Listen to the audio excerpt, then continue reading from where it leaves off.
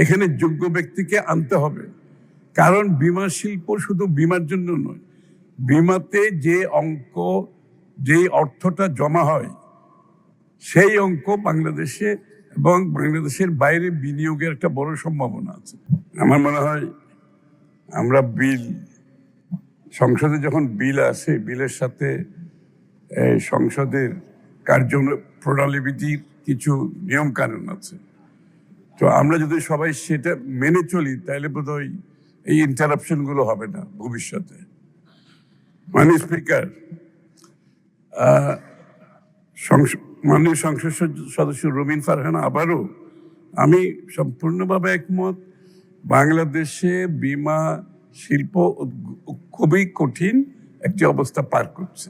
এটা আবারও অব্যবস্থাপনা, দুর্নীতি, ব্যাড গভর্নেন্স এবং সরকারের পৃষ্ঠপোষকতায় অনেকগুলো ইন্স্যুরেন্স কোম্পানি জন্ম হয়েছে যারা আইন কানুনের কোনো তোয়াক্কা করে না, এবং এই জন্য ইন্স্যুরেন্স ইন্ডাস্ট্রি আজকে যেখানে এসে দাঁড়িয়েছে তাকে সংশোধন কল্পে আমরা ইন্স্যুরেন্স পুরো সেক্টরটাকে, ইন্ডাস্ট্রিকে নতুন করে, যে গ্লোবালি যেখানে ইন্স্যুরেন্সের একটা স্ট্যান্ডার্ড আছে, গুড গভর্নেন্সের একটা স্ট্যান্ডার্ড আছে, এবং এগুলোর রেফারেন্স সারা বিশ্বে আছে। আমরা কিছু আবিষ্কার করতে যাচ্ছি না, আমরা সেই স্ট্যান্ডার্ডটা, বেঞ্চমার্কটা রিচ করার চেষ্টা করছি। এই জন্য এই পরিবর্তনগুলো আনার জন্য আমাদের বীমা নিয়ন্ত্রণ সংস্থা, যে এটাকে পরিবর্তন আনতে হবে, এখানে যোগ্য ব্যক্তিকে আনতে হবে, কারণ বীমা শিল্প শুধু বীমার জন্য নয়, বীমাতে যে অর্থটা জমা হয় সেই অঙ্ক বাংলাদেশে এবং বাংলাদেশের বাইরে বিনিয়োগের একটা বড় সম্ভাবনা আছে। বাংলাদেশের অর্থনীতিতে, শিল্পে, সার্ভিস সেক্টরে সব জায়গায় বিনিয়োগের সুবিধা আছে, এটা অনেক বড় একটা অংশ।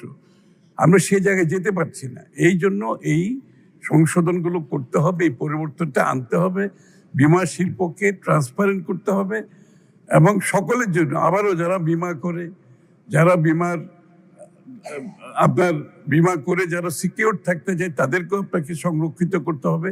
সবকিছু মিলিয়ে বীমা নিয়ন্ত্রকের যে ভূমিকা অত্যন্ত গুরুত্বপূর্ণ। এই জন্য আমরা পরিবর্তনটা আনছি, এবং এখানে বয়সেরও কোনো ব্যাপার না, এখানে হচ্ছে আপনার যোগ্যতার ব্যাপার। বিশ্বের কোনো দেশে, প্রায় সব দেশে এখানে বয়সের কোনো লিমিটেশন নাই, এখানে হচ্ছে আপনার মেধা, যোগ্যতা, সততার বিষয়টা আপনাকে নিশ্চিত করতে হবে। সেটা নিশ্চিত করতে পারলে, সেইভাবে অ্যাপয়েন্টমেন্ট আমরা যদি দিতে পারি তাহলে কাজ ভালোভাবে করতে পারবে, এবং সকলের সহযোগিতার প্রয়োজন। আমার মনে হয় বীমা শিল্পে উন্নয়নের জন্য এটা একটা গুরুত্বপূর্ণ স্টেপ।